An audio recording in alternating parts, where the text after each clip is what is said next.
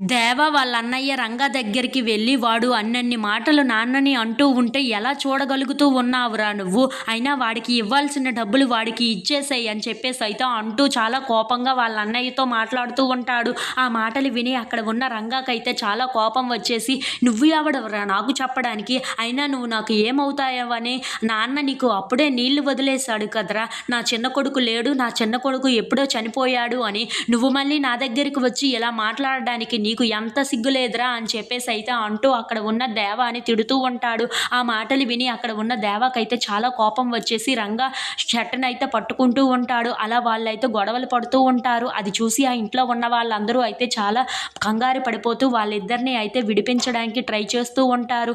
ఇంతలో అక్కడికి దేవ వాళ్ళ నాన్న వస్తూ ఉంటాడు. అలా వాళ్ళ గొడవలు పడటం చూసి అక్కడ ఉన్న వాళ్ళ నాన్న అయితే, నువ్వు ఇక ఈ పూరి గుడిసెలో కూడా ఉండడానికి వీలు లేదు, మర్యాదగా ఇక్కడి నుండి వెళ్ళిపో, మా కంటికి కనిపించకుండా వెళ్ళిపో, నీలాంటి రౌడీ వెధవ మా ఇంటి ఇరు పంచెలు కూడా ఉండడానికి వీలు లేదు అని చెప్పేసి అయితే అంటూ ఉంటాడు. ఆ మాటలు విని అక్కడ ఉన్న దేవ మిథున వాళ్ళు అయితే ఒక్కసారిగా షాక్ అయిపోతూ ఉంటారు.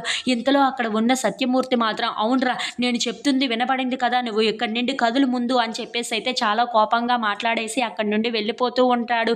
ఇంతలో మిథున దేవ వాళ్ళు అయితే సత్యమూర్తి ఇంట్లోకి కుడికాలు పెట్టి మరీ ముందుకు వస్తూ ఉంటారు. అది చూసి అక్కడ ఉన్న సత్యమూర్తి అయితే చాలా కోపంగా వాళ్ళ దగ్గరికి వెళ్ళి, నా ఇంట్లో ఎందుకు అడుగు పెట్టావు, నిన్ను అసలు ఇక్కడ ఉండొద్దు అని చెప్పాను కదా, నువ్వు మర్యాదగా బయటకు పో అని చెప్పేసి అయితే అంటూ ఉంటాడు. ఆ మాటలు విని అక్కడ ఉన్న దేవ అయితే, నేను నీ కొడుకుని, నాకు ఈ ఇంటి మీద హక్కు ఉంది, అందుకే నేను ఈ ఇంట్లోనే ఇక మీదట ఉండాలి అని అనుకుంటున్నాను. నువ్వు అవునన్నా కాదన్నా సరే నాకు ఈ ఇంట్లో కూడా భాగం ఉంటుంది. నేను నీ కొడుకుగా నువ్వు అనుకోకపోతే సరిపోతుందా చెప్పు? నేను నీ కొడుకును కాబట్టి నేను ఇక ఈ ఇంట్లోనే ఉంటాను, ఎవరు ఏమన్నా సరే అని చెప్పేసి అయితే అంటూ ఉంటాడు. ఆ మాటలు విని అక్కడ ఉన్న మిథున అయితే చాలా కంగారు పడిపోతూ ఉంటుంది. ఇంతలో అక్కడ ఉన్న సత్యమూర్తి మాత్రం చాలా కోపంగా అయితే అక్కడి నుండి వెళ్ళిపోతూ ఉంటాడు.